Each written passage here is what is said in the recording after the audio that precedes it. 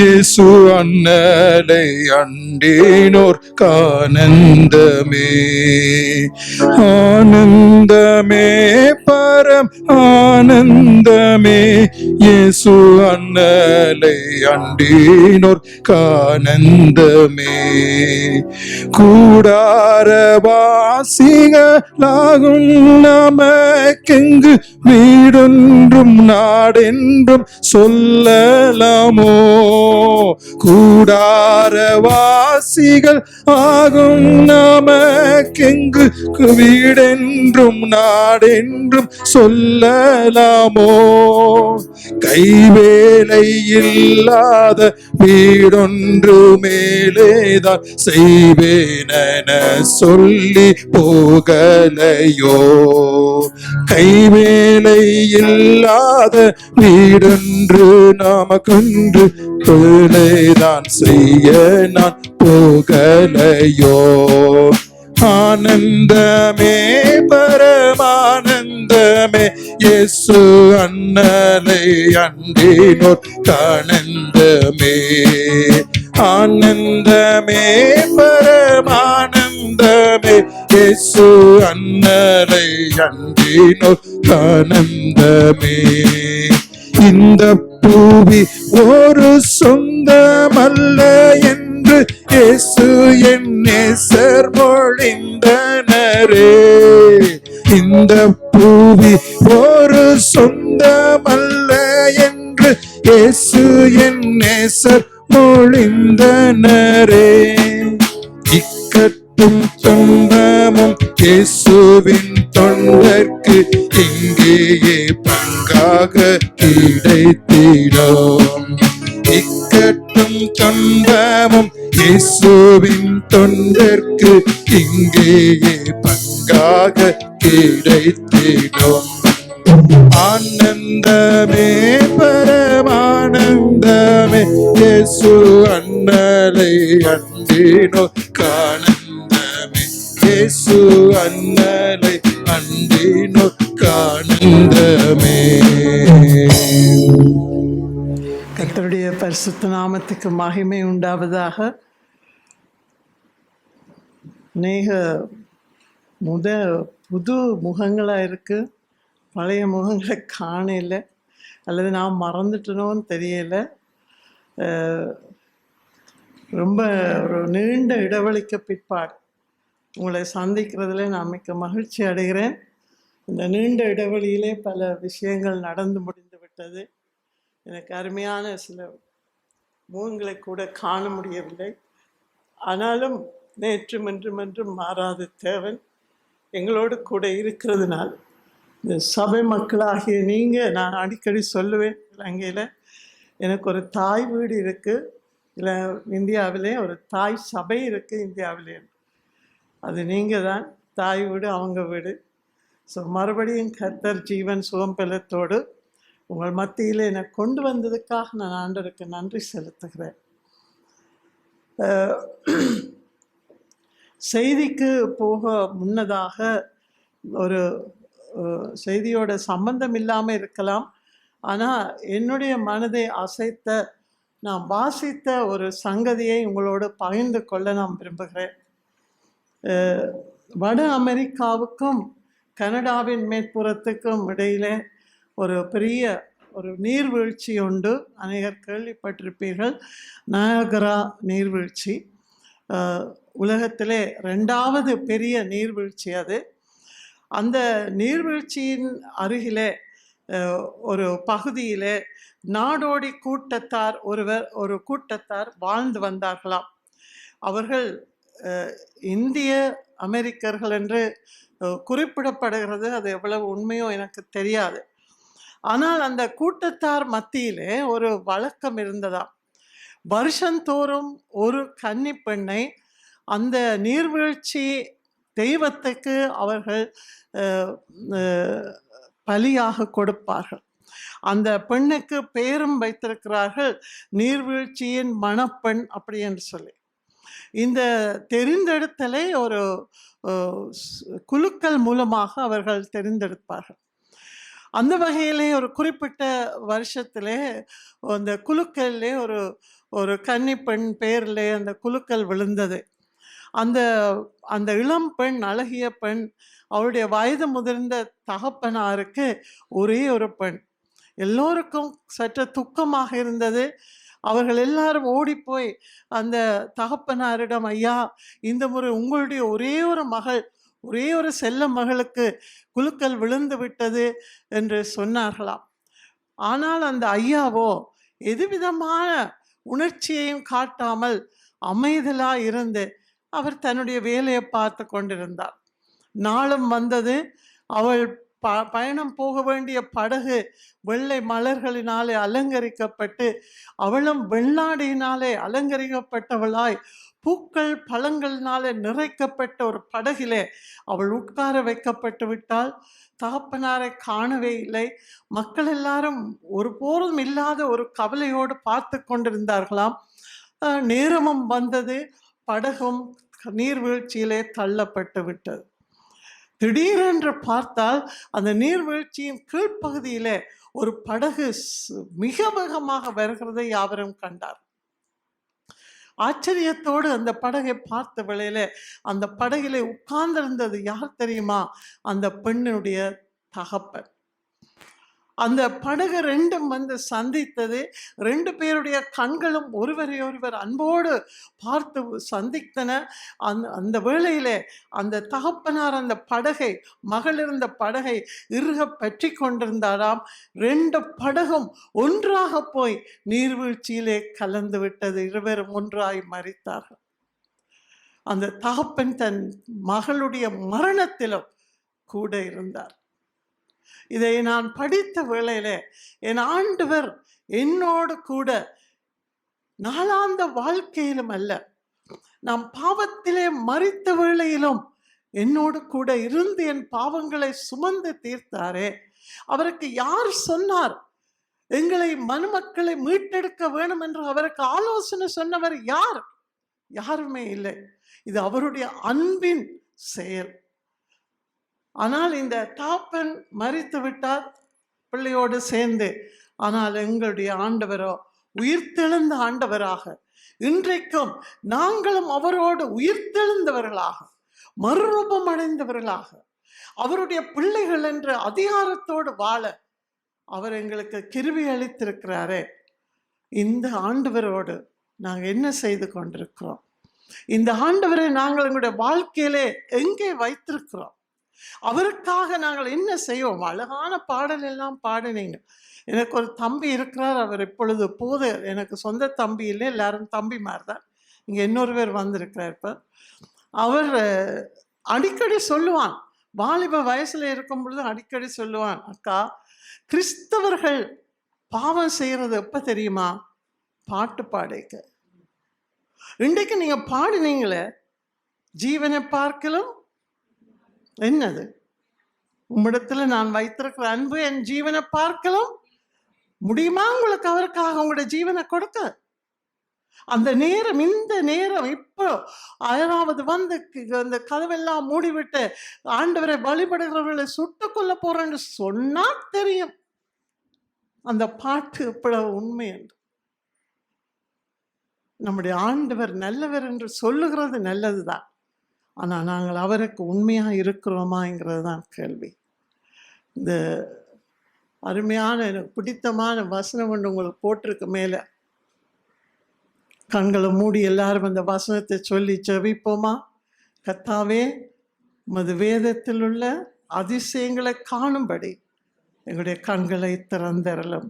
ஆமாண்டவரே, எங்களுடைய கண்கள் மங்கலாக இருக்கிறது, எங்களுடைய செவிகள் மந்தமாக இருக்கிறது, எங்களுடைய இருதயமோ துருப்பிடித்திருக்கிறது. ஆண்டவரே, உலகத்துக்கு வெளிச்சமாய் இருக்கும்படி அழைக்கப்பட்ட நாங்களே இருளுக்குள்ளே தள்ளப்பட்டு விட்டோமோ என்ற வேதனையோடு உங்களுடைய சமூகத்திலே வந்திருக்கிறோம். எங்களுடைய கண்களை திறந்து எங்களுடைய இருதயக்குள்ள இருக்கிறதான இருளை நீக்கி நீங்கள் எங்களுக்கு கொடுத்த கட்டளையை உங்களுடைய நாம மகிமைக்காக ஆண்டவரே அதை நிறைவேற்ற இந்த நாளிலும் எங்கள் எல்லாரையும் பரிசுத்த ஆவியானவர் பொறுப்படுத்தி வழிநடத்த வேண்டுமாய் இயேசுவின் இனிய நாமத்தில் ஜெபிக்கிறோம் பிதாவே, ஆமென்.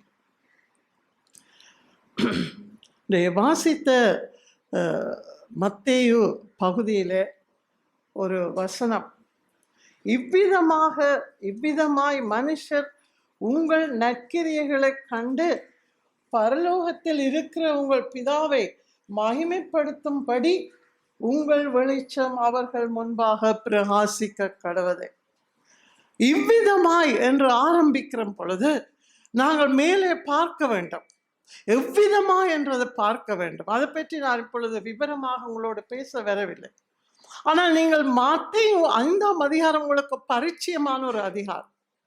பாக்கிய வசனங்கள் என்று சொல்லுவோம். ஆவியிலே எளிமையுள்ளவர்கள் பாக்கியவான்கள். அடுத்தது தொடக்கிவிட்டா முடிப்பீங்க, இப்ப அதுக்கு நேரம் இல்லை.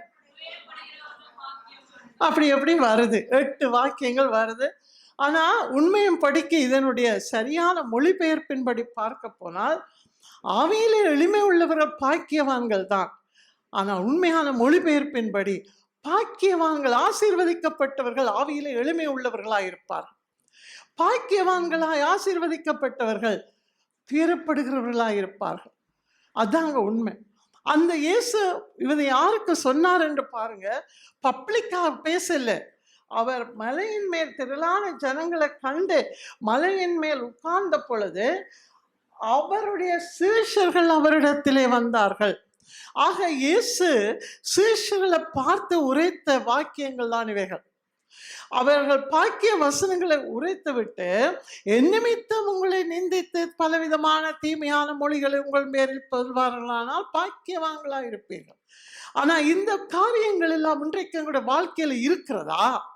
நாங்கள் இதை நிறைவேற்றி கொண்டிருக்கிறோமா? நீங்கள் எப்பொழுதாவது உங்களுடைய ஜெபத்திலே, ஆண்டவரே என்னை நிந்திக்கிறவன் என்னை ஆசீர்வதிக்க எனக்கு பெலந்தாரம் கேட்டிருக்கீங்களா?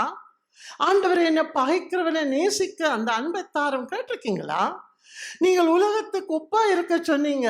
நானோ என்னமா புளியாத்தான் இருக்கிறேனோ, கசப்பா இருக்கிறேனோ, அப்படி உங்களோட வார்த்தையின்படி வாழ எனக்கு கிருபைதாரம் என்று கேட்டிருப்போமா? எங்களுடைய ஜெபங்கள் எல்லாம் எங்களையே சுற்றி சுற்றி வரும். பிரியமானவர்களை, இந்த இடத்துல நாங்கள் பார்க்க வேண்டும். அவர் அந்த காரியங்களை சொல்லிவிட்டு சந்தோஷப்பட்ட கலிவுரங்கள் என்றெல்லாம் சொல்லி பூமிக்கு உப்பா இருக்கிற காரியத்தையும் சொல்லிவிட்டு, அது ஒரு பெரிய ஒரு சப்ஜெக்ட், அதை பற்றி பேசவில்லை. அவர் வருகிறார். நீங்கள் உலகத்துக்கு வெளிச்சமாய் இருக்கிறீர்கள். மலையின் மேல் இருக்கிற பட்டணம் மறைந்திருக்க மாட்டாது. விளக்கை கொளுத்தி மரக்காலால் மூடி வைக்காமல் விளக்கு தண்டின் மேல் வைப்பார்கள். அப்பொழுது அது வீட்டில் உள்ள யாவருக்கும் வெளிச்சம் கொடுக்கும். இவ்விதமாய் மனுஷர் உங்கள் நற்கிரியைகள். அது என்ன நற்கிரியைகள்? நாங்கள் நற்கிரியல் என்று சொல்லும் பொழுது தான தர்மம், சாப்பாடு கொடுக்கறது, கஷ்டப்படுறவர்களுக்கு உடுப்பு அது எல்லாம் நற்கிரியை தான். ஆனால் என்ன நற்கிரியை தெரியுமா? யோவான் தன்னுடைய நிருபத்தில் அழகாய் ஒரு வார்த்தை சொல்லியிருக்கிறார். எல்லாமே வேத வார்த்தை தாங்க, நான் ஒன்றும் என்னுடைய வார்த்தை சொல்லவில்லை. 1 யோவான் 2ஆம் அதிகாரத்தை எடுத்து பாருங்க. எடுத்தீங்களா? 2ஆம் அதிகாரம் 6ஆம் வசனத்தை நான் வாசிக்கிறேன். அவருடைய வசனத்தை கைக்கொள்ளுகிறவனிடத்தில் தேவ அன்பு மெய்யாக பூரணப்பட்டிருக்கும். வசனத்தை கைக்கொள்ளுகிறவரிடத்தில் நாம் அவருக்குள் இருக்கிறோம் என்பதை அதனால்தான் அறிந்திருக்கிறோம். அவருக்குள் நிலைத்திருக்கிறேன் என்று சொல்லுகிறவன், நான் இயேசுவை நேசிக்கிறேன் என்று சொல்லுகிறவன், நான் இயேசுவுக்குள்ளே வாழுகிறேன் என்று சொல்லுகிறவன், என் ஜீவனை பார்க்கலாம் அவரை நேசிக்கிறேன் என்று சொல்லுகிறவன் எப்படி இருக்க வேண்டும் தெரியுமா? அவர் நடந்தபடியே ஒரு கூட்டத்திலே, ஒரு பெண்கள் கூட்டத்திலே சொன்னேன், ஒரு நீட்டு பேப்பர் எடுத்து எழுதுங்க, இயேசு நடந்த பாதை, பிறப்பில் இருந்து அவர் நடந்த பாதை எது என்று எழுதுங்க போட்டு, நான் இன்றைக்கு அப்படி நடக்கிறேனா என்று ஒவ்வொன்றுக்கும் டிக் பண்ணி கொண்டு வாங்கன்னு சொல்லியிருந்தேன். ஒருவருமே எழுதிட்டு வரல. ஏன் தெரியுமா? எழுதினா டிக் பண்ணுறதுக்கு ஒன்றும் இல்லை, அதனால அவங்க எழுதவே இல்லை. அவர் நடந்த பாதையிலே நான் நடக்கிறேனா? அதாங்க முக்கியம். எங்களுடைய கிறிஸ்தவ வாழ்க்கை ஒரு விதத்தில் ஒரு என்ன சொல்கிறது, பழக்கப்பட்ட வாழ்க்கையாக மாறிவிட்டதோன்று யோசிக்கிறது நான் வழக்கமாக யோசித்து வேதனைப்படுவதுண்டு. வருஷ ஆரம்பத்திலே வருஷ பிறப்பு வரும், அந்த கொண்டாட்டங்கள் வரும், கொஞ்ச நாள் முடிய 40 நாள் உபவாசம், பிறகு பெரிய வெள்ளி, உயிர்த்த ஞாயிறு, பரிசுத்த ஆவியின் நாள், பிறகு கொஞ்சத்தால் நாங்கள் கரோல் பாட தொடங்கிடுவோம். பிறகு ரூட்டீன்லே அடுத்தபடி புதிய வருடம் வந்துவிடும். உயிர்த்தெழுந்த ஞாயிறு ரொம்பவும் ஆரவாரமாக நாங்கள் அனுஷ்டிக்கிறது உண்டு. ஆனால் அந்த உயிர்த்தெழுந்த வல்லமை என்னிடத்தில் தொடர்ந்து இருக்கிறதா? நான் வாழுகிற வாழ்க்கையில் அந்த மகிமை, அவருடைய மகிமை, அந்த உயிர்த்தெழுந்த வல்லமையும் மகிமையும் என்னிடத்தில் வெளிப்படுகிறதா? இதுதாங்க முக்கியமான கேள்வி. அது வெளிப்பட வேண்டுமானால் முதலாவது நானும் நீங்களும் சந்திக்க வேண்டியது சிலுவையை. பவுல் தீமோத்தேயுவுக்கு எழுதின 2ஆம் நிருபம் மிகவும் உருக்கமான ஒரு நிருபம். அதில் அவர் எழுதுகிறார், நீ சுவிசேஷத்துக்காக நல்ல போர்ச்சேவகனாய் நீ தீங்கு அனுபவி. சொகுசான வாழ்க்கை இல்லைங்க கிறிஸ்தவ வாழ்க்கை, நீ தீங்கு அனுபவி. இதுதான் பவுல் எழுதின வார்த்தை. ஆண்டவர் இயேசு இந்த மத்தேயு பகுதியிலே சொன்ன முக்கியமான காரியத்தை நாங்கள் இன்றைக்கு ஆராய்ந்து பார்க்க போறோம். நீங்கள் உலகத்துக்கு வெளிச்சமாயிருக்கிறீர்கள். ஆங்கில வேதாமத்தை பார்த்தா வெளிச்சம், ஒளி ரெண்டும் வருகிற இடங்களிலே லைட் என்று தான் போட்டிருப்பாங்க. ஆனால் நம்முடைய மொழிபெயர்ப்பு வித்தியாசமாக அது வேறுபடுத்தி காட்டுகிறது. ஆதியாகம புத்தகத்தில் நாங்கள் பார்த்தோம், ஆதியாகமம் வாசித்தோம். ஆதியிலே தேவன் வானத்தையும் பூமியையும் படைத்தார். அது பூமி ஒழுங்கின்மையில் இருந்தது, அது எல்லாம் உங்களுக்கு தெரியும். கர்த்தர் படைப்பிலே முதலாவது என்ன சொன்னார்? வெளிச்சம் உண்டாக கடவது. ஆனால் உண்மையின்படி மூல பாஷையின் அர்த்தப்படி வெளிச்சம் புறப்பட கடவது, அப்படித்தான் வந்திருக்க வேண்டும். புறப்பட கடவது அப்படி என்று சொன்னா எங்கேயோ இருந்து வெளிச்சம் புறப்பட வேண்டும். அப்போ ஒளி எங்கேயோ இருக்கிறது. நான் அந்த நாட்கள்ல ஆரம்ப காலங்களில் யோசிப்பேன், சூரியன் படைக்கப்பட்டது 4ஆம் நாள், ஆனால் இங்கே வெளிச்சம் வந்துச்சு. அது ரெண்டையும் இணைத்து பார்க்க தெரியாத காலகட்டங்களில் குழம்பி தவித்தேன். அதுக்கு பிற்பாடுதான் அறிந்து கொண்ட ஆண்டவருடைய மகிமை. அந்த வெளிச்சமானது தேவனிடத்திலிருந்து வந்த வெளிச்சம். அவர் தான் ஒளி. அதுதான் இப்போ யோவான் சுவிசேஷத்தில் அழகாக எழுதியிருக்கிறார். எங்கள் எல்லாருக்கும் பாடம் அந்த வசனங்கள். ஆதியிலே வார்த்தை இருந்தது, அந்த வார்த்தை தேவனிடத்தில் இருந்தது, அந்த வார்த்தை தேவனாக இருந்தது, அவர் ஆதியிலே தேவனோடு இருந்தார், சகலமும் அவர் மூலமாய் உண்டானது. 4ஆம் வசனம், அவருக்குள் ஜீவன் இருந்தது, அந்த ஜீவன் மனுஷனுக்கு ஒளியாய் இருந்தது, அந்த ஒளி இருளிலே பிரகாசிக்கிறது, இருளானது அதை பற்றி கொள்ளவில்லை. ஆதியிலே இருந்த ஒளி, தேவனாகிய ஒளியினிடத்தில் இருந்து அவருடைய முகப்பிரகாசத்தை கொண்டு உலகத்துக்கு வந்த இயேசுவிலே இருந்த அந்த ஒளி. அது மட்டுமில்லை, இன்னும் ஒன்று உங்களுக்கு வசனத்திலே காட்டி தருகிறேன். 2 கொரிந்தியர் எடுத்துக்கொள்ளுங்கள். 2 கொரிந்தியர் 4ஆம் அதிகாரம். 2 கொரிந்தியர் 4ஆம் அதிகாரம். ரொம்ப சந்தோஷமா இருக்கு. இந்த சபையிலே அநேகமாக 90% கரங்களிலே வேதம் இருக்கு, பைபிள் இருக்கு.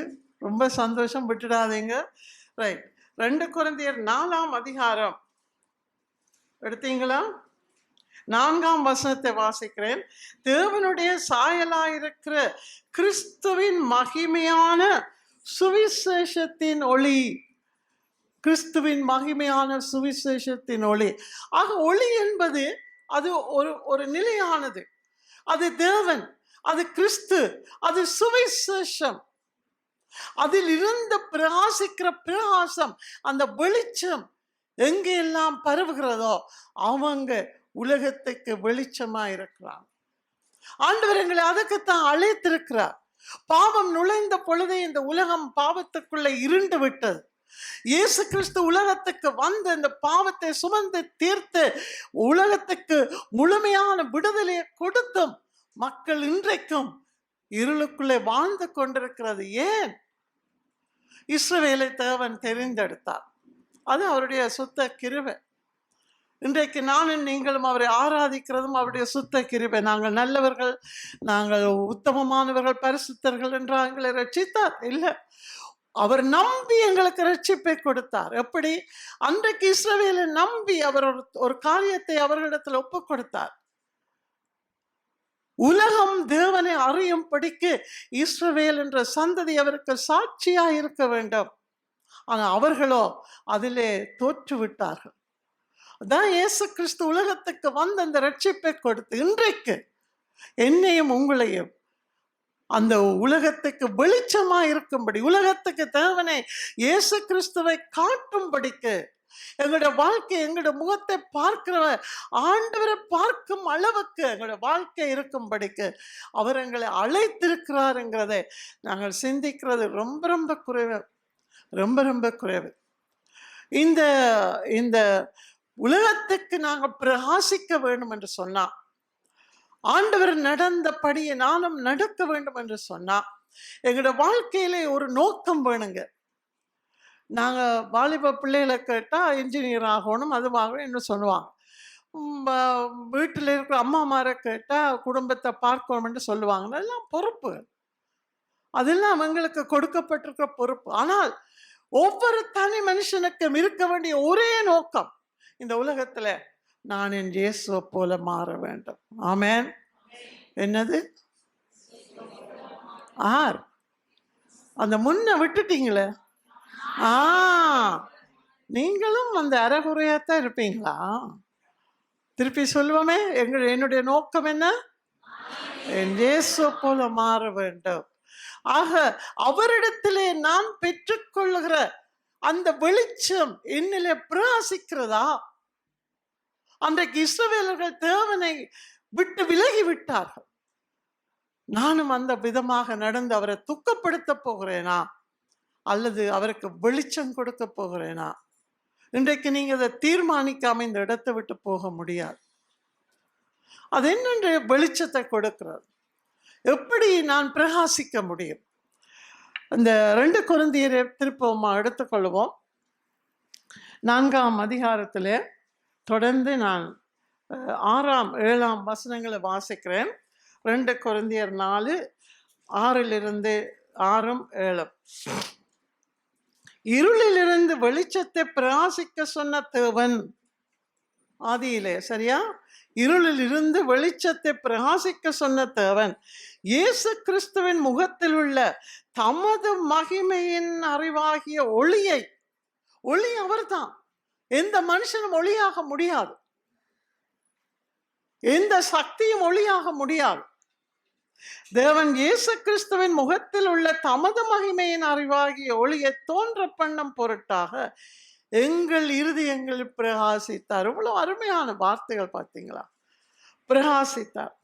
இந்த மகத்துவம் உள்ள வல்லமை எங்களால் உண்டாயிராமல் தேவனால் உண்டாயிருக்கிறது என்று விளங்கும்படி இந்த பொக்கிஷத்தை மண்பாண்டங்களில் பெற்றிருக்கிறோம். மண்பாண்டம் உங்களுக்கு தெரியும், அது இலகுவிலே உடைந்து விடும். இந்த மண்பாண்டம் செய்கிற இடத்துக்கு யாராவது போய் பார்த்துருக்கீங்களா? பார்த்துருக்கீங்களா? நான் போய் பார்த்தேன் எங்களோட தேசத்தில். அப்பொழுதுதான் எனக்கு புரிஞ்சிச்சு ஆண்டவர் எரேமியாவை கொண்டு சொன்ன அந்த வார்த்தைகள். தம்மை இந்த பிரபஞ்சத்தை படைத்து நினைத்து பார்க்க முடியாத அளவற்ற தேவன் தம்மை ஒரு குயவனாக எப்படி கீழே இறக்கி காட்டினார் என்பதை நான் அந்த காட்சியில தான் கண்டேன்.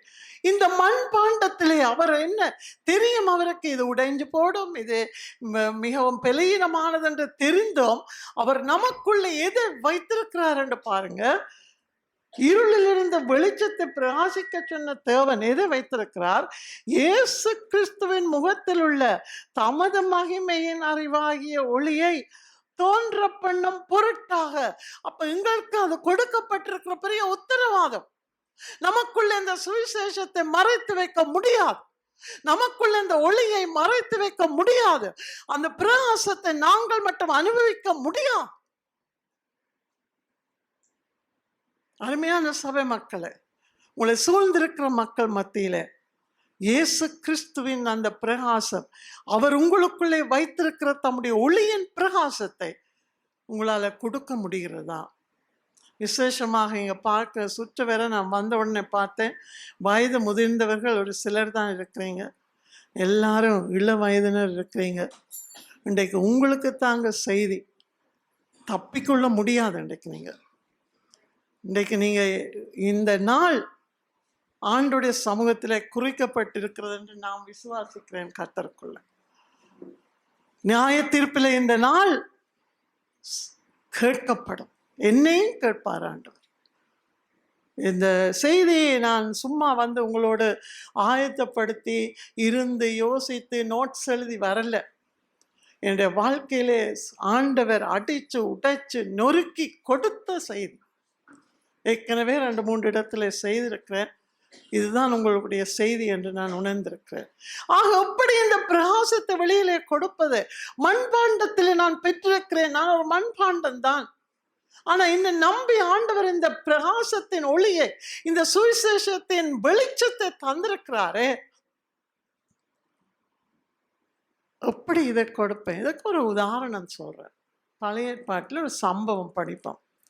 பழைய ஏற்பாட்டில் பலவிதமான சம்பவங்கள் உண்டு. எத்தனை பேருக்கு கிதியோனை தெரியும்? கிதியோன் தெரியுமாட்டா? கையோத்த வண்டியன் தானே. சிலருக்கு பாதி தான் தெரியும் இல்லையா?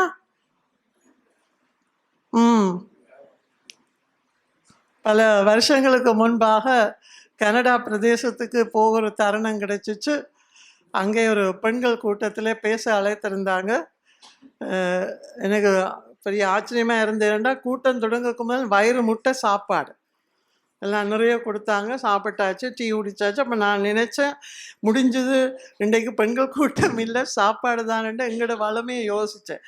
அதுக்கப்புறம் தான் கூப்பிட்டாங்க, வாங்க கூட்டம் தொடங்குது வாங்க அப்படின்னு சொல்லி. சரின்னு அங்கே போயிருந்தேன். எல்லாம் கனடா பிரதேசம். எனக்கும் கொஞ்சம் த்ரில்லாக இருந்தது. கனடாவில் நாம் ஆண்டுடைய செய்தியை பகிர்ந்து கொள்கிறேன்ட்டு ரொம்ப பயபக்தியாக ரொம்ப ஆயத்தப்படுத்தியெல்லாம் செய்து கொண்டு தான் போயிருந்தேன். அங்கே போய் எல்லோரும் உட்கார்ந்துருந்தாங்க.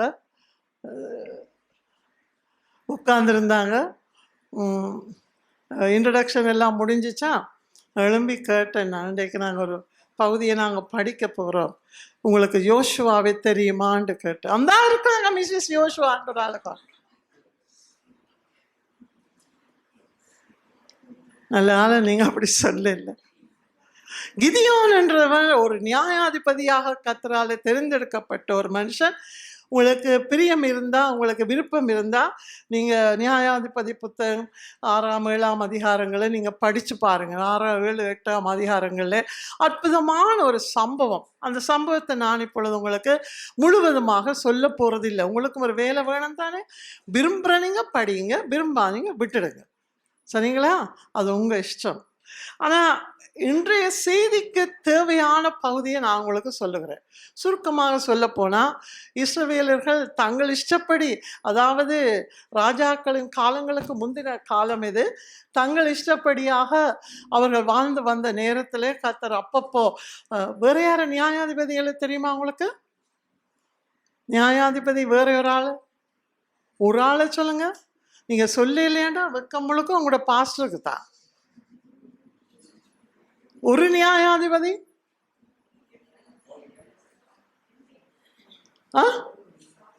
பவுலா? என்ன செலக்கிறாங்க. ஒற்றால் சொல்லுங்க, ஒற்று நியாயாதிபதிய. சரி ராசாவே வேணாம். ஒரு தெரியாதா? சரி பார்த்துக்கொள்ளுங்க. அந்தந்த காலத்திலே ஆண்டவர் ஏற்ற ஒரு மனுஷனை எழுப்பி இஸ்ரவேலை நியாயம் தீர்க்க வைத்த காலப்பகுதி அது. இஸ்ரவேலுடைய அந்த விளைச்சலை மீதியானியர் என்ற ஒரு புறஜாதியினர் அவர்கள் பயல் செய்து போர் அடித்து எல்லாம் மூடி வைக்க அவங்க களவெடுத்தோண்டு போயிடுவாங்க. அப்படியான ஒரு நெருக்கடிக்குள்ளே இஸ்ரவேலர்கள் வாழ்ந்த வேளையில இவர்கள் எல்லாம் மிகவும் பாரப்பட்டாங்க. கர்த்தர் இல்லையா, எங்கள் ஏன் இப்படி நடக்கிறது, நாங்கள் என்ன செய்தோம், என்ன செய்ய வேண்டும் என்ற நேரத்தில் கிதியோன் என்ற ஒரு மனுஷனை கர்த்தருடைய தூதனானவர் வந்து சந்திக்கிறார். அந்த சந்திப்பெல்லாம் பெரிய கதை, நீங்கள் படிச்சுக்கொள்ளுங்க. அவன் வந்து அவன்கிட்டத்துல அந்த தூதர் சொல்லுகிறார், பராக்கிரமசாலியே நீ எழுந்து போன. ஐயோ எனக்கே இல்லாது, எனக்கு பயம், எனக்கு இதெல்லாம் பழக்கமே இல்லை. நீங்களும் அப்படித்தான் சொல்லுவீங்களாக்கும். ஏன்னா இந்த இந்த இந்த கூட்டம், இந்த இது முடிய இந்த வாலிபர்களை கொஞ்சம் சேர்த்து தரமாட்டீங்களா எனக்கு? இல்லை, அழகழகான நிறைய வாலிபர்கள்லாம் இருக்காங்க. இவங்களை என்ன செய்ய போகிறாங்கன்னு எனக்கு விளங்க இல்லை பின்னால். சரி, இவன் என்ன சொன்னா, அவன் முடியாதுன்னு சொல்லிட்டான். கர்த்தர் சொன்னார், உனக்கு இருக்கிற பலத்தோடு இப்ப வாரீங்களே போண்டு, நான் சொல்ல வேண்டிய நீங்களே சொன்னது ரைட், புறப்பட்டு போன்னு சொல்லியாச்சு. ஆனா கிதியோனுக்கு என்ன செய்யறன்னு தெரியல. யுத்தத்துக்கு வரும்படி கூப்பிட்டா கிட்டத்தட்ட 22,000 பேர் வந்து சேர்ந்துட்டாங்க. கர்த்தர் சொன்னார், இங்க வா, இவ்வளவு பேர் யுத்தத்துக்கு போய் வெற்றி நிச்சயம். ஆனால் இவங்க சொல்லுவாங்க, நாங்கள் தான் மீதியானியரை வென்றெடுத்தோம்னு. சரி வராது. நீங்கள் சொல்லு, போயிட்டு கஷ்டப்பட்ட நீங்கள், பயப்படுற நீங்கள், வீட்டில் கல்யாணம் முடிச்ச நீங்கள், வீட்டில் மாடு ஆடு பண்ணீங்க, நிலம் எல்லாம் வீட்டை போச்சு சொல்லு. இதுதான் தரணும். நாங்கள் போயில்லை, எங்கள் சொன்னபடியே தான் நாங்கள் போனோம். பாசையா சொன்னார், ஆனபடியே தான் போகிறோம். இவ்வளோ சாப்பிட்டு பார்த்தீங்களா, துள்ளி கொண்டு ஓடிட்டாங்க. மிஞ்சினது 10,000 மட்டும்தான். ஆண்டவர் சொன்னார், இவங்களுக்கும் ஒரு சோதனை. பிரியமானவர்களே, இது நான் இப்போ சொல்ல போகிற குறிப்பு இந்த பகுதிக்கு தேவையில்லாவிட்டாலும் ஞாபகம் வந்ததுனால சொல்லுகிறேன். நீங்கள் தேவனுடைய பிள்ளைகளானால் எடுத்து வைக்கிற ஒவ்வொரு அடியிலும் உங்களுக்கு சோதனை, உங்களுக்கு பரீட்சை காத்திருக்கு. ஒவ்வொரு அடியிலையும் உங்களுக்கு பரீட்சை காத்திருக்கு. எங்கே எங்களுக்கு தெரியாது. ஆனால் கர்த்தர் எங்களுடைய ஒவ்வொரு அடியையும் கவனித்து கொண்டே தான் இருக்கிறார். எனக்கெல்லாம் நிறைய அடி விழும், நல்ல அடி விழும். எடுத்து வச்சுருந்தேன் என் பாட்டில் அடிய. நல்ல சந்தோஷம் எல்லாம் முடிச்சுட்டு வீட்டை வந்திருக்க கொலகொலாண்டு கண்ணீர் விட வேண்டிய காரியங்கள் எல்லாம் நடக்கும். ஆனால் அதிலிருந்து ஆண்டவர் மீட்டெடுத்து இன்னும் ஒரு முறை பலப்படுத்தி அனுப்புவார். இவர் சொன்னார், ஆண்டவர் சொன்னார், இவங்களை சோதிக்க போற, எல்லாரும் களைச்சிருக்காங்க, நீ கொண்டு போய் அந்த ஏரியில விடு, தண்ணி குடிக்கட்டும். எப்படி தண்ணி குடிக்கிறாங்க அப்படின்னு சொல்லி பார்த்துக்கொள்ள. அங்க பார்த்தா தண்ணி விடாய்த்தவர்கள் தண்ணீரை கண்டா என்ன செய்வாங்க, ஓடி போய் விழுந்து கிடந்து குடிக்கிறாங்க. ஆனா கொஞ்சம் பேர் கர்த்தர் காட்டுறாரு, அவங்க எப்படி குடிக்கிறாங்கன்னு பார்த்தியா, முழங்காலில் இருந்து தண்ணியை அள்ளி அங்குமிங்கும் பார்த்தவர்களாக நாய் நக்குவது போல. இதுக்கு ஒரு கதை இருக்கு. இதே கனடாவில் ஒரு ஆலயத்துக்கு போயிருந்தேன். உங்களுக்கு சும்மா இதெல்லாம் இன்டர்லூடா. இது நீங்கள் என்ன செய்வீங்கன்னா, போகைக்குள்ள வழியில் சத்தியத்தை விட்டுட்டு இந்த இன்டர்லூடுகளை எடுத்துகிட்டு போவீங்கன்னா, சின்ன சின்ன விஷயங்கள் உங்களுக்கு சும்மா ஒரு மாற்றத்துக்கு. அங்கே போயிருந்த பொழுது சிங்கப்பூரில் இருந்து ஒரு ப்ரீச்சர் வந்திருந்தாங்க. நம்ம சந்தோஷமாக இருந்துச்சு. ஒரு வெளிநாட்டு ப்ரீச்சர் கேட்போம்னு சொன்னால், நான் இந்த பகுதி அந்த நாட்களில் இந்த பகுதியில் செய்தி ஆயத்தப்படுத்தி கொண்டிருந்தேன் வேறு இடத்துல கொடுப்பதற்கு. அதனால எனக்கு மிக உற்சாகமாக இருந்தது, கேட்டுக்கொண்டிருந்தேன். அவர் இங்கே வந்தார். நாய் நக்குவது போல நக்கினார்கள். அன்றைக்கு பிரசங்கம் முழுவதும் நாய் எப்படி நக்கி தண்ணி குடிக்கும்.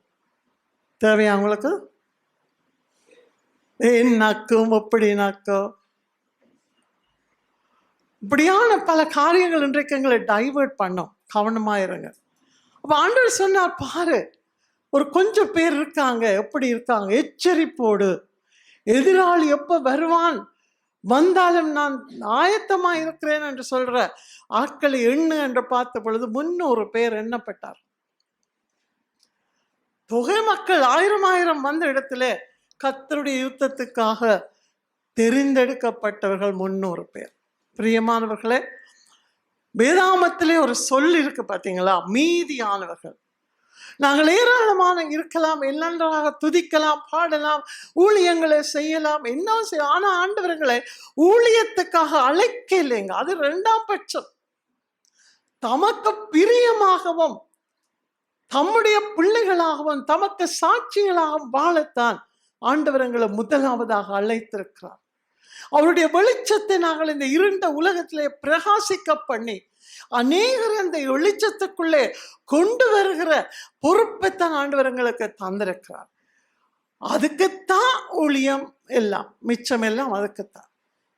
ஆனால் இன்றைக்கு பிற காரியங்களுக்கு கொடுக்கிற முக்கியத்துவத்தை ஆண்டவருடைய இறுதிய விருப்பத்துக்கு நாங்கள் கொடுக்கிறோமாங்கிறது ரொம்ப கஷ்டமான காரியம். ஆக இப்ப யுத்தத்துக்கு புறப்பட்டு விட்டார்கள்.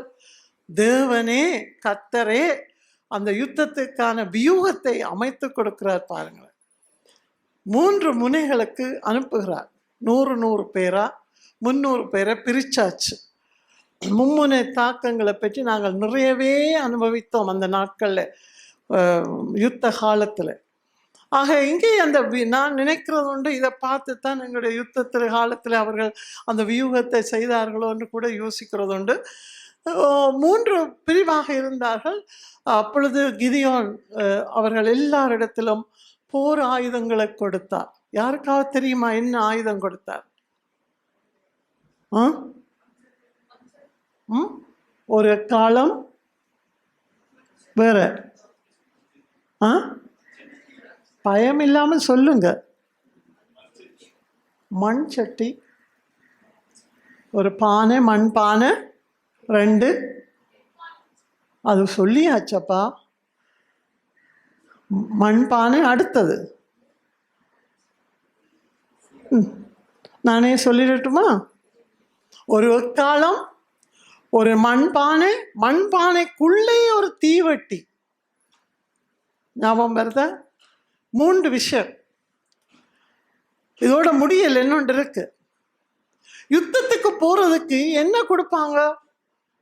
வாள், கத்தி, பொல்லு. இந்த நாட்கள் என்ன துவக்கு, அந்த கிரனைட், இந்த குண்டு, ஆகாயத்தில் வந்து போற எத்தனை ஞானப்பட, குதிரைப்பட, எதுவுமே இல்லை. இது ஒரு யுத்தமா? கர்த்தர் இப்படித்தாங்க யுத்தம் நடத்துவார். கொடுக்கப்பட்டது ஒரு மண்பானைக்குள்ள ஒரு தீவட்டி. அது ஏனென்று யாருக்குமே தெரியாது. கொடுத்தா கிதியோன் கொடுத்தா வேண்டினாங்க. எக்காலத்தை அவங்களுக்கு தெரியும். எக்காலத்துக்கு வித்தியாசமான சவுண்ட் கொடுப்பாங்க. அது அதுக்கு ஒன்று சேர்க்கறது கொண்டு, யுத்தத்துக்கு புறப்படுறது கொண்டு, அப்படியெல்லாம் இருக்குது. அவங்களுக்கு அது தெரியும். இந்த 3ஐயும் கொடுத்து விட்டு 4ஆவதாக, இந்த 4ஆவது இல்லையென்றா ஒன்றும் இல்லை. கிதியோன் சொன்னாரு, நான் செய்யறது போல நீங்க செய்ய வேண்டாம். நியாயாதிபதிகள் 7ஆம் அதிகாரம் 18ஆம் வசனத்தை பாருங்க. பார்க்க முடிஞ்ச நீங்க பாருங்க. நான் சொன்னதெல்லாம் இந்த அதிகாரத்தில் இருக்கிறது. நீங்கள் பிறகு வாசிக்கலாம். 16ஆம் வசனத்தில் அந்த ஆயுதங்கள் இருக்கிறது.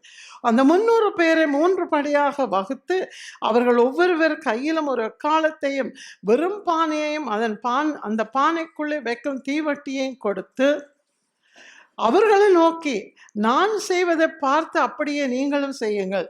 இதோ நான் பாளையத்தின் முன்னணியில் வந்திருக்கும் போது நான் எப்படி செய்கிறேனோ அப்படியே நீங்களும் செய்யுங்கள். நானும் என்னோட இருக்கும் சகலமான பேரும் எக்காலம் ஊதும் போது, அதாவது கிதியோனோடு இருக்கிற குரூப் அந்த 100 பேர் எக்காலம் ஊதும் போது நீங்களும் பாளையத்தை சுற்றி எங்கும் எக்காலங்களை ஊதி கர்த்தருடைய பட்டயம். வார்த்தை கொடுக்கப்படுகிறது. வார்த்தை இல்லாமல் வாழ்க்கையே இல்லைங்க. வார்த்தை இல்லாமல் வாழ்க்கையே இல்லை. சோதிக்கப்படாத ஒன்றும் தேவனுக்கு உதவவே உதவாது. இந்த வார்த்தை கூட வேதத்தில் உண்டு, புடமிடப்பட்ட வார்த்தை. நாங்கள் புடமிடப்படாமல் கர்த்தருக்கு பிரயோஜனப்பட முடியாது. கர்த்தருடைய பட்டயம் கிதியோனுடைய பட்டயம் என்பீர்களாக என்று சொன்னான். நடுச்சாமத்தில், இந்த வேதாகமத்தின் அழகு தெரியுமாங்க, ஒவ்வொரு சொல்லிலும் ஆழம் இருக்கு. அதற்கு அன்றியும் பின்னர் அப்படியே, இந்த எல்லா சொல்லுக்குள்ள நீங்க உள்ளுக்குள்ள போனீங்கன்னு ஆச்சரியமா இருக்கும். நடுச்சாமத்திலே 1ஆம் ஜாமம் 4ஆம் ஜாமம் எல்லாம் விட்டாச்சு. நடுச்சாமம் பக்கா இருட்டு. நடுஜாமத்தின் ஆரம்பத்திலே துவக்கத்திலே ஜாமக்காரரை மாற்றி வைத்த பின்பு கிதியோனும் அவனோடு இருந்த 100 பேரும் அந்த ஜாமத்தின் துவக்கத்தில் பாளையத்தின் முன்னணியிலே வந்து எக்காலங்களை ஊதி தங்கள் கையில் இருந்த,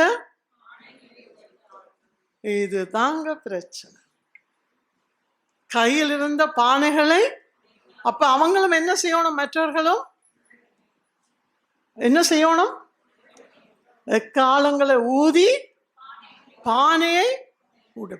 இப்ப சொல்லுங்க, பானையை உடைச்சா என்ன மாதிரி ஒரு காட்சி இருக்கணும்? நட்டு இரவு, பயங்கர இரவு, முகத்துக்கு முகம் தெரியாத இரவு, பானை உடைச்சாச்சு. இப்ப என்ன தெரியும்? வெளிச்சமா? குட்டி குட்டி குட்டி லைட்டுகள் எல்லாம் தெரிஞ்ச பேய்க்குட்டிகள் மாதிரி உங்களை பயப்படுத்தாதா? கொஞ்சம் கற்பனை பண்ணி பாருங்களேன். பானை உடையவில்லை என்றால் அந்த தீவட்டியுடைய வெளிச்சம் வெளியிலே தெரியாது. நடந்தது என்ன தெரியுமா? பானைகளை உடைத்து தீவட்டிகளை தங்கள் இடது கைகளிலும் ஊதும் எக்காலங்களை தங்கள் வலது கைகளிலும் பிடித்து கொண்டு கர்த்தருடைய பட்டயம் சொன்னபடியே செய்தாங்க. பார்த்தீங்களா? சொன்னபடியே செய்தாங்க என்று சத்தமிட்ட பாளையத்தை சுற்றிலும் அவரவர் தங்கள் நிலையிலே நின்றார்கள். ஓட இல்லை, அவங்களை திருத்த இல்லை, தங்கள் நிலையிலே நின்றார்கள். அப்பொழுது பாளையத்தில் இருந்தவர்கள் எல்லாரும் சிதறி கூக்குரலிட்டு ஓடி போனார்கள். 300 பேரும் எக்காலங்களை ஊதுகையில் கர்த்தர் பாளையமெங்கும் ஒருவர் பட்டயத்தை ஒருவருக்கு விரோதமாய். என்ன அருமையான காட்சி! ஆனா இவ்வளவும் நடப்பதற்கு கர்த்தர் சொன்னபடி பானை உடைக்கப்பட வேண்டும். பானை உடைக்கப்பட வேண்டும்.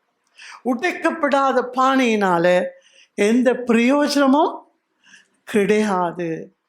அதைத்தான் இங்கே பவுல் எழுதுகிறார்.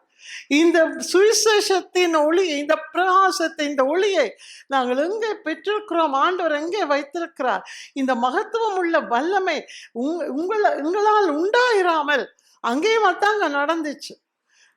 27,000 பேர் போய் அங்க யுத்தம் செய்து நாங்கள் வெற்றி பெற்று விட்டோம் என்று தங்களுக்கு தாங்களே பேரெடுத்து கொள்ளாத படிக்கு கர்த்தர் பெரிய ஒரு சோதனை வைத்தார், பெரிய ஒரு புடமிடுதலை செய்தார். அதிலே நிலைத்து நின்ற 300 பேர். என்ன நடந்தது? என்ன? அந்த வல்லமை விளங்கும்படி, தேவனால் உண்டாயிருக்கிறது என்று விளங்கும்படி இந்த மண்பாண்டமாகிய நமக்குள்ளே அந்த பொக்கிஷத்தை வைத்திருக்கிறார். இன்றைக்கு அந்த பிரகாசம் எங்கே வைக்கப்பட்டிருக்கிறது? நமக்குள்ளே வைக்கப்பட்டிருக்கிறது. நாங்களும் அந்த மண்பாண்டத்தை உடைக்க நாங்கள் பிரியப்படலை. எங்களால முடியாது. நான் வாழணும், எனக்கு ஒரு குடும்பம் இருக்கு. உண்மைதாங்க, உங்களுக்கு எல்லாம் ஆண்டவர் யாருன்னு உங்களுக்கு பாசம் சொன்னார்.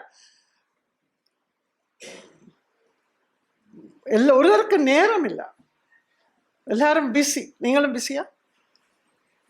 ஹலோ, நீங்க பிஸியா? இதை தூக்குறதுக்கு உங்களுக்கு என்ன பஞ்சியா?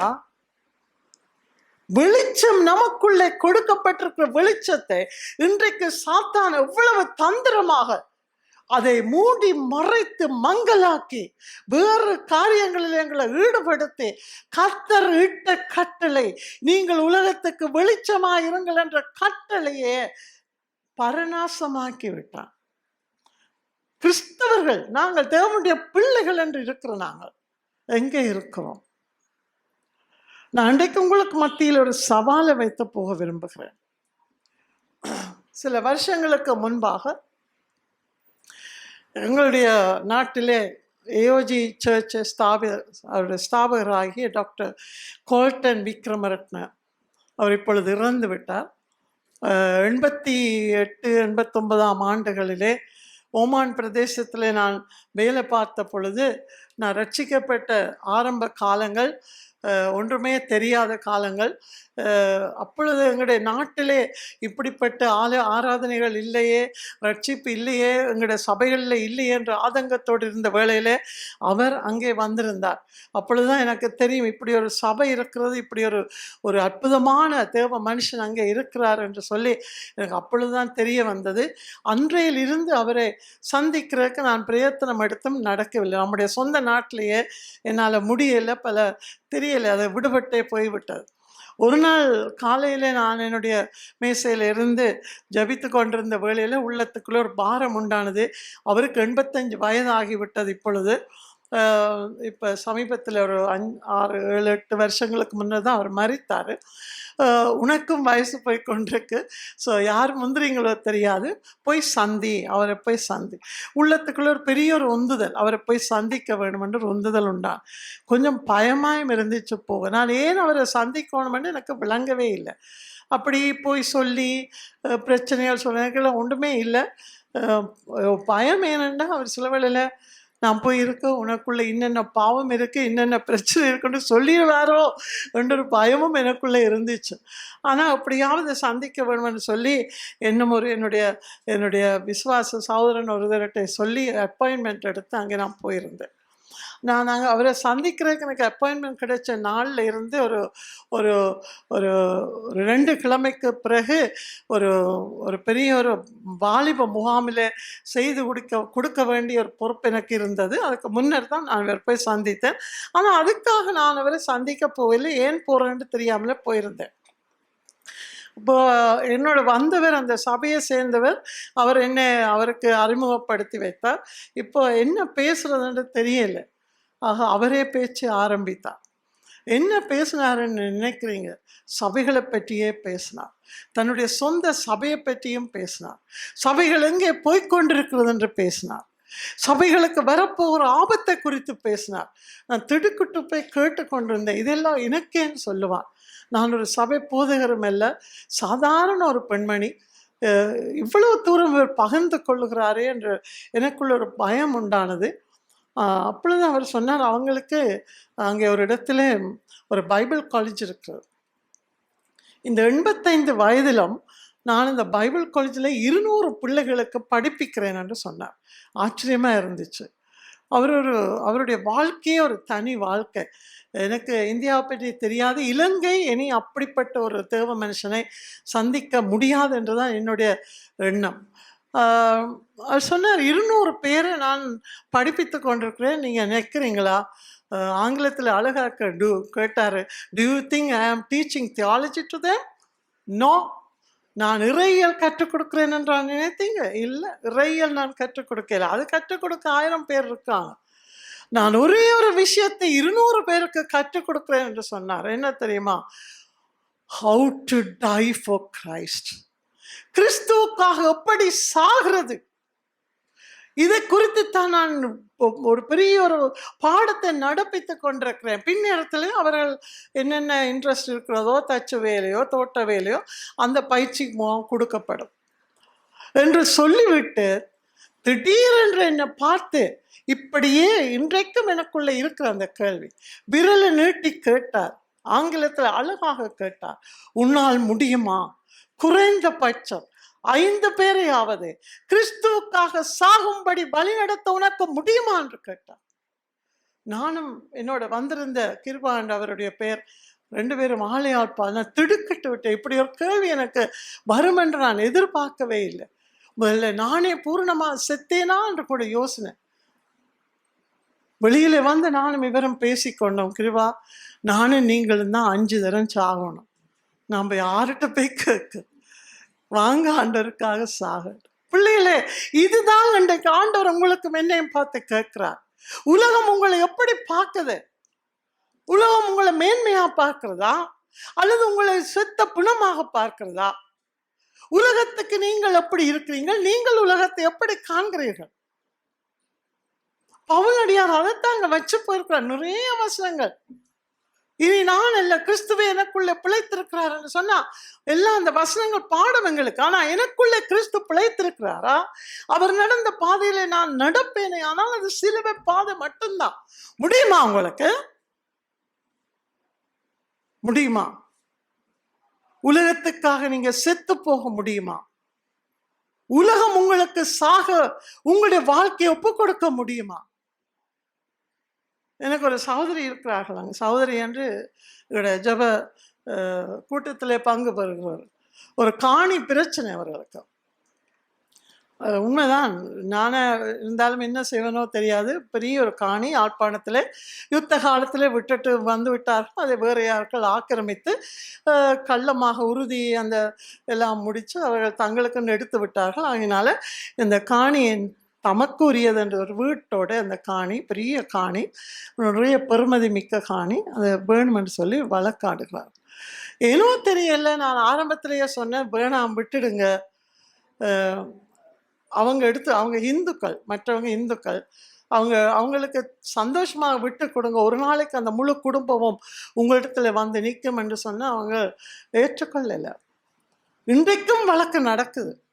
காணியினுடைய பெருமதியிலும் பார்க்க வழக்கு பெருமதி இன்னும் அதிகரித்து விட்டது. ஆனாலும் அன்றைக்கும் கிட்டடியிலே சொன்னா அது என்னுடைய உரிமை காணி, விட மாட்டேன். பாடுவீங்களா அழகா? குடாரவாசிகள் பாடுங்க. ஆகும் நமக்கிங்கு பாட மாட்டீங்களா? அந்த பாட்டு தெரியாதா? குடாரவாசிகள் ஆகும் நமக்கிங்கு வீடென்றும் நாடன் தெரியாதா அந்த பாட்டு? ஐயோ, வேற என்ன பாட்டு சொல்லலாம் உங்களுக்கு? ஆனந்தமே பரமானந்தமே தெரியும் தானே? அதில் தானே இந்த வரி வருது. ஓ, உங்களுக்கு அந்த வரியை பாடினா பிரச்சனைன்னு விட்டுட்டீங்களா? அதேதான் அழகா, அதுவும் செத்த வீட்டில் பாடும். ஆனந்தமே பரமானந்தமே பாடுவோம். பார்த்தீங்களா என்ன அழகா பாடும். பிள்ளைகளை நான் முடிச்சிடுறேன். ரொம்ப கிறிஸ்தவ வாழ்க்கைன்றது லேஸ் இல்லை. இளம் மக்கள் யாருக்கு ஃபோன் எடுத்தாலும் எடுக்க மாட்டாங்க. இவங்க கூட எடுக்க மாட்டாங்க. 2 தரம் எடுக்கணும். எல்லாரும் பிஸி. கேட்ட உடனே சொல்லுவாங்க பிஸி. நீங்களும் பிஸியா? காணல, ஒழிச்சுட்டான். இளம் பிள்ளைகள் எல்லாரும் கேட்டாலும் பிஸி. அந்த சொல் எல்லாட்ட வாயிலும் அப்படியே பிசாசு திணிச்சுட்டான். உங்களுக்கு பிஸின்னா என்ன தெரியுமா? வேணுமா வேண்டாமா? சொல்லித்தரவா வேணாமா? கேட்டீங்கன்னா கஷ்டப்படுவீங்க. பரவாயில்லையா? பிஸி ஸ்பெல் பண்ணுங்க யாராவது இங்கிலீஷ் சொல்ல. BUSY. ரைட். இப்போ சொல்கிறேன். பி என்றா பீயிங், BEING பீயிங். ரைட். அடுத்து சொல்லு. You being under. அடுத்தது சேட்டன்ஸ். அடுத்தது யோக்.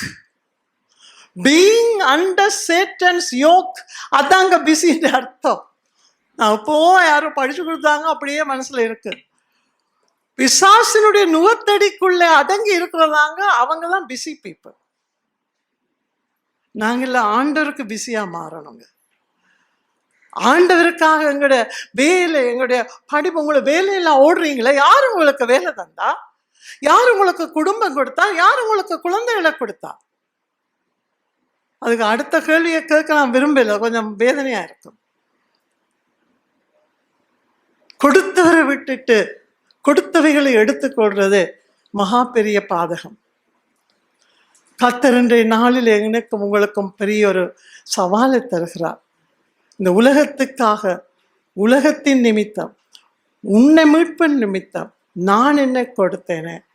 சிலுவையிலே என்னை உடைக்க கொடுத்தேனே? சிலுவையிலே நான் சின்னாபின்னமானேனே? நான் உடைக்கப்பட்டிருக்காவிட்டால், சின்னாபின்னமாக்கப்பட்டிருக்காவிட்டால் இந்த வெளிச்சத்தை நீ பெற்றிருப்பாயா? நீ பெற்ற வெளிச்சத்தை உனக்குள்ளே அடக்கி வைத்திருக்கா? எப்படி நான் உன்னிலத்திலே அன்பா இருக்க முடியும்? பொய் பாடாத. நீங்க ஒரு காலுக்கு 2 தரம் பாடுற பாட்டுகளை யோசிச்சுட்டு பாடுங்க, சிந்திச்சுட்டு பாடுங்க. பாட்டு அழகாத்தான் யாரும் எழுதியிருப்பார். ஆண்டவர் இன்றைக்கு என்னையும் உங்களையும் கேட்கிறார். உடைக்கப்படும் பொழுது கஷ்டமாகத்தான் இருக்கு. நொறுக்கப்படும் பொழுது கஷ்டமாகத்தான் இருக்கும். ஆனால் உடைக்கப்படாத எந்த ஒன்று கர்த்தருக்கு உதவாது. உடைக்கப்பட நீங்கள் ஆயத்தமா? கண்களை மூடி ஜெபம் பண்ணுவோம். முடிந்த அளவு முழங்காலில் இருப்போமாக. முடிந்த நீங்கள் காலை கீழே போடுவோம். இது கர்த்தருடைய சன்னிதானம். முடியாத நீங்கள் உட்கார்ந்துருங்க. நாங்கள் ஆண்டவருக்கு இந்த வேளையில் எங்களை ஒப்பு கொடுக்க போகிறோம்.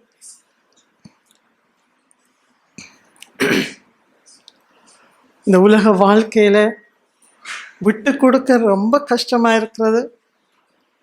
ஆண்டவருக்கு முதலிடம் கொடுக்கிறோம் என்று சொல்லுகிறோம், ஆனால் எவ்வளவு தூரம் கொடுக்கிறோம்ங்கிறது தான் கேள்வியாக இருக்கிறது.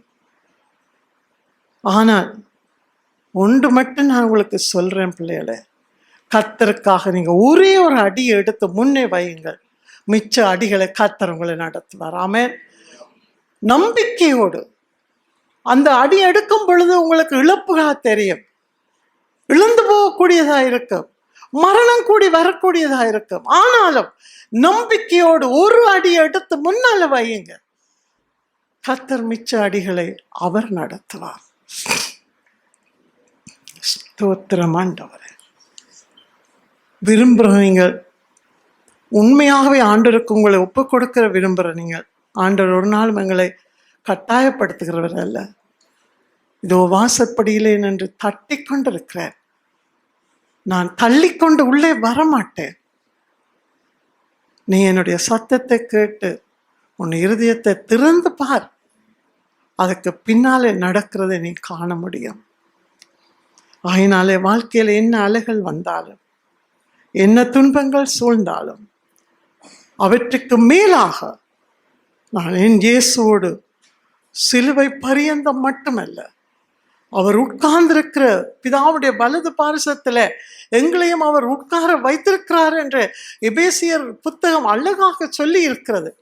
அந்த உன்னத வாழ்க்கையில் நானும் உயர்ந்திருப்பேன் என்று சொல்லி உண்மையாகவே ஒப்பு கொடுக்க விரும்புகிற நீங்க இந்த வேளையில் உங்களை தாழ்த்தி ஒப்பு கொடுங்க.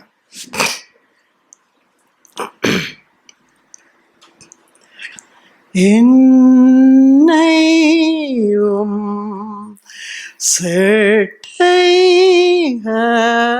சேட்டைகளால் மறைத்து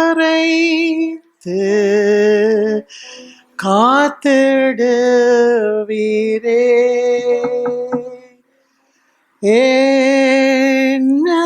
என்னையும்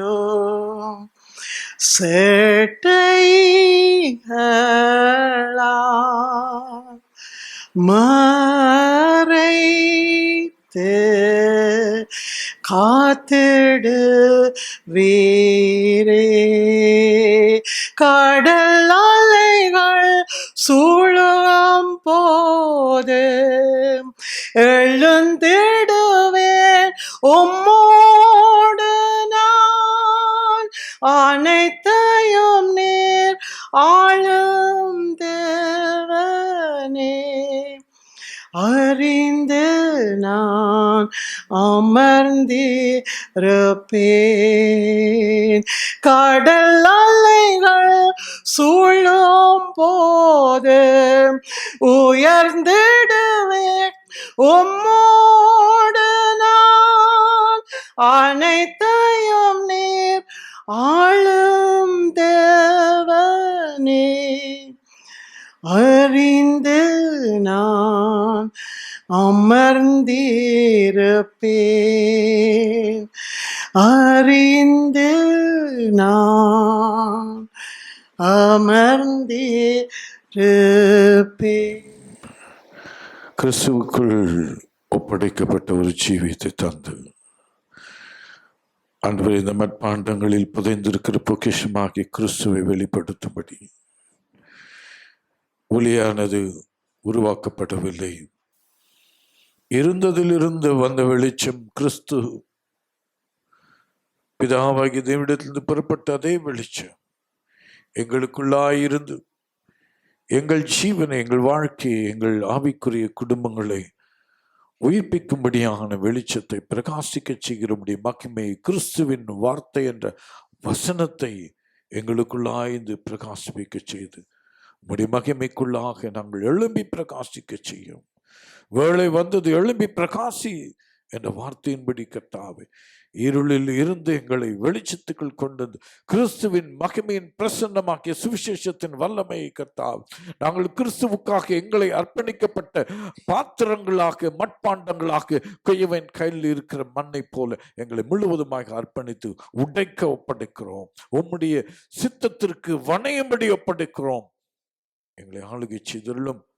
கிறிஸ்து எங்களுக்குள் மகிமைப்படும்படி இன்றைக்கு அர்ப்பணித்த உம்முடைய பிள்ளைகளை, ஆத்துமாக்களை, நீர் சேகரித்த ஆத்துமாக்களை உம்முடைய கிருபைக்குள்ளாக மூடிக்கொள்வீராக. இந்த இரக்கத்துக்காக நன்றி செலுத்துகிறோம். தொடர்ந்து உம்முடைய ஜீவனுள்ள வார்த்தைகள் எங்கள் இருதயங்களில் எப்பொழுதும் ஒலித்து கொண்டிருக்க உதவி செய்வீராக. உம்முடைய வேத வசனத்தினுடைய பிரசன்னத்துக்குள் எங்களை தக்க வைத்துக் கொள்ள பரிசுத்த ஆவியானவர் எங்களை முழுவதும் அபிஷேகித்து காத்து கொள்வீராக. உம்முடைய சித்தத்திற்கு அர்ப்பணித்த உம்முடைய பிள்ளைகளையும் ஆண்டவரே, வந்த மக்கள் ஒவ்வொருவர் மீது உம்முடைய கிருபை பேசின உம்முடைய வார்த்தைகளை கொண்டு வந்த தாசருக்காக நன்றி செலுத்துகிறோம். அந்த மகளையும் உம்முடைய மகிமை தேசமெங்கும் எடுத்து பயன்படுத்தும். எழுத்துக்கள் மூலமாய், உம்முடைய வார்த்தையின் மூலமாய் எங்கெல்லாம் எங்களை பயன்படுத்த விரும்புகிறோம் நாங்கள் அர்ப்பணித்திருக்கிறோம். கிறிஸ்துவுக்காக எங்களை சாகவும் ஒப்படைக்க கிருபை தந்தருளும். வழிநடத்தும், காத்துக்கொள்ளும். கிறிஸ்து இயேசுவின் நாமத்தில் பிதாவே, ஆமென், ஆமென்.